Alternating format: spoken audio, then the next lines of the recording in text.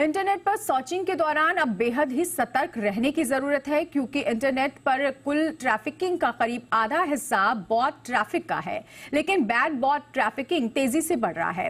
Thales की ताजा report के मुताबिक बैड बॉट से जुड़े इंटरनेट ट्रैफिक का हिस्सा 2023 में 32% पर पहुंच गया है, जिसका इस्तेमाल साइबर हमलों के लिए किया जा रहा है। देखिए ये स्पेशल रिपोर्ट।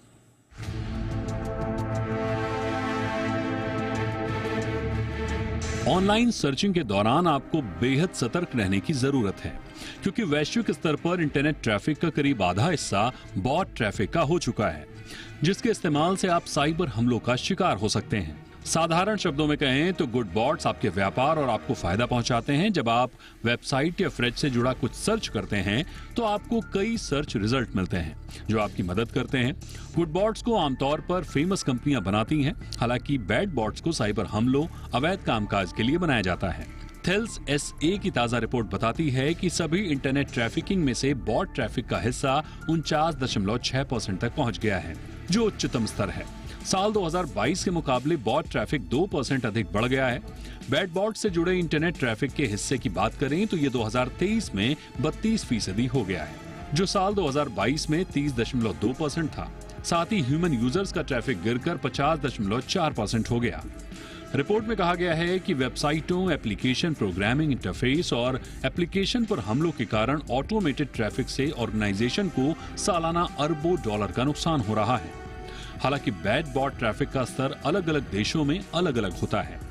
आयरलैंड इस सूची में सबसे ऊपर है, जहां कुल इंटरनेट ट्रैफिक का 71.4% बैड बॉट पाए गए, जबकि 26.6% ह्यूमन ट्रैफिक और 2% अच्छे बॉट पाए गए।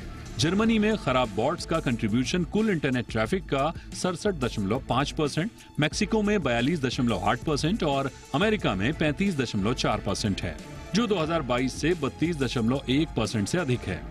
इस रिपोर्ट के मुताबिक साल 2023 में अकाउंट टेक ओवर करने वाले हमलावरों की संख्या 10% तक बढ़ गई है, जिसमें 44% ATO हमले API के जरिए किए गए।